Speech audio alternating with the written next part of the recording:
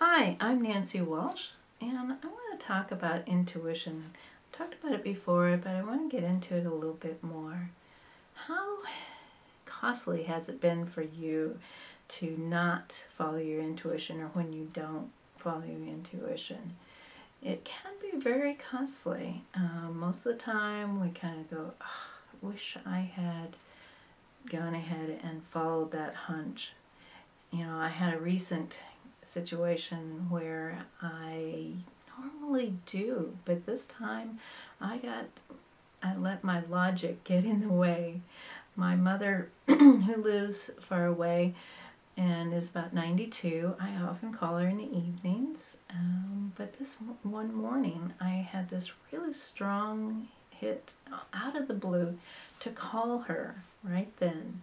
And I looked at the clock and I said, oh, I knew her schedule and she wouldn't be home that morning. And so logic told me that she wouldn't be there to even call. So I thought, well, I'll call her in just a little bit when she'd get home. Well, within an hour, I get this call from my cousin who lives there and said that she hadn't gone out and that she was having a lot of heart pain and they were sending her to the hospital. Had I called her at that time when I got that hit, I could have helped her in the decision that she needed to make. I think, how quickly I got confirmation about my hunch. Not always do we get that quickly, but when you get those confirmations, it helps you to learn, that hunch was right. They really are often right, but we can get our logic, our fears, our limiting beliefs that can, all of those things. No, I don't believe that could be true, or no, that's not right. It doesn't make sense. Those are often the intuitions that really are trying to give us the right choice. They're really able to give the right choices. My son just recently, with his my grandson, his son, was saying, "Are you making good choices?" And it kind of made me think about making good choices by following your intuition. It really makes a difference. There's a business guy that I read about that he learned that every time he got those hunches, or it was a tingling sensation around his belt buckle area.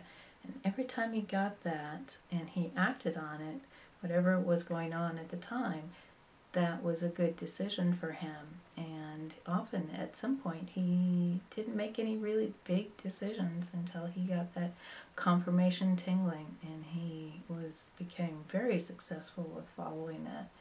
It takes some practice. It takes some learning on what works for you. What is your signal that helps you to know, and to learn to interpret it right. Those are techniques that can help you. There is another technique that I like to share sometimes. I call it the oh shit test. It's taking a coin, and if you have a decision between two different opposing things, you give one decision the heads of the tail of the coin and the other one the tails, and then flip the coin. Okay, and then you see which decision comes up. Now that isn't the one that you're supposed to take, it's the one that you're supposed to pay attention to when you see what comes up.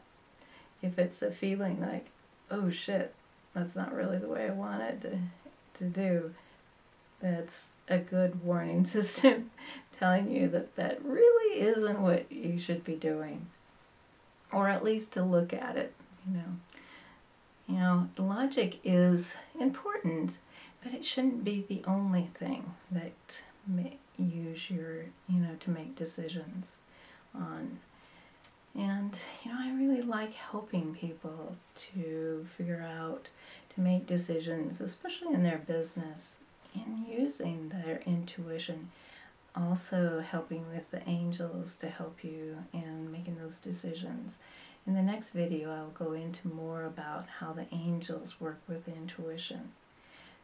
And for now, if you want to learn more about, or about what I do, you can go to my website, angelsinabundance.com, and there is a free chat on there that you can call up and or schedule an appointment to talk to me.